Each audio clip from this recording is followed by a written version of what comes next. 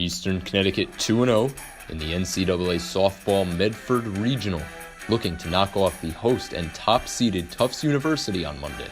Morgan Bolduc back on the mound for the Warriors just 2 days after throwing a complete game shutout against the Jumbos, who need to beat the Warriors twice in order to advance to the Super Regional.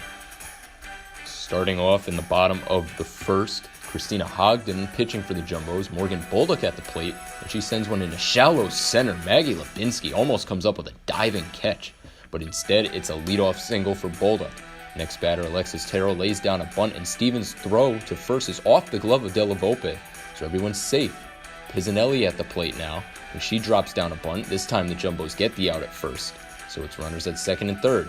Now Brooke Matasovsky drives one into deep right field, and it goes off the glove of Caparelli. Both runners come in to score. We'll get another look at that swing right here as the freshman making a statement and makes it 2-0 Eastern. Now with 2 outs, Jackie Lewis at the plate, and she chops one up the middle past the diving Della Volpe into center for a base hit.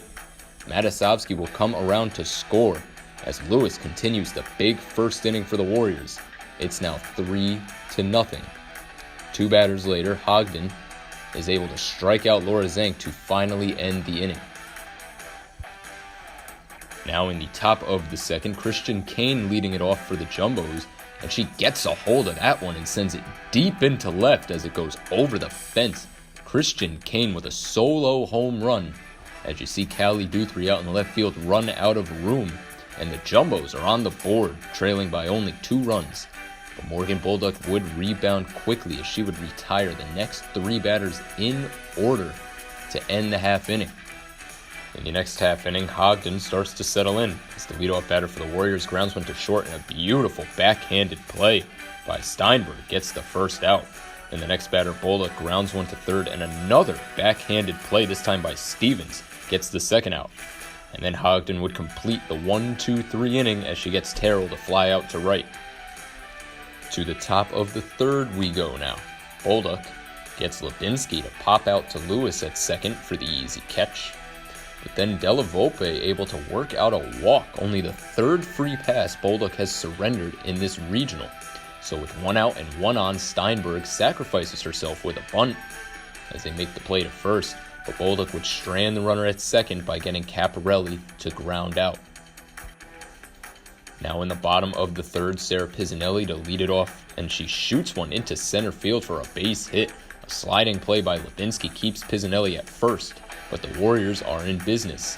Very next batter is Matasovsky, who finds the gap in right center field as it rolls all the way to the wall.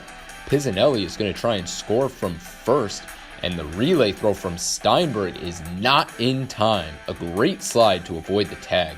We'll show that one more time as Matasovsky picks up her second RBI of the day. And check out this slide as Kane just barely misses the tag. And with that, the Warriors extend their lead. It's now 4-1. And that would be all for Hogden as Christy Van Meter comes out of the bullpen to try and stop the bleeding. First up is San Giovanni, who grounds out to short, and the runner has to hold at second. Next batter, Jackie Lewis, is called out on strikes, and there's 2 away. But Sabrina Lemire, with 2 outs, finds some grass out in right field just past the diving Caparelli, as Matasovsky would score and Lemire would pull into second with an RBI double as she is fired up. 5-1 Warriors. Van Meter would then finally get out of the inning as she gets Zank to pop up to short. Moving on to the fourth, and Bolduc is still going strong as she gets Majori to ground out to short. And then Kane tops one out in front of the plate, and Hogden makes the throw to first for the out. And Bolduc would then end the inning with a slow ground out to San Giovanni at third, as the Warriors now have all of the momentum in this game. In the bottom of the fourth inning now, Van Meter still on the mound as she gets Hodgson to ground out to second base off the end of the bat. And then Bolduc gets a good piece, but right into the glove of Stevens for out number 2. And then it's Terrell going down swinging, and it's a 1-2-3 inning from Van Meter. Moving to the bottom of the 5th with Van Meter still pitching as she gets Pisanelli to strike out to lead it off.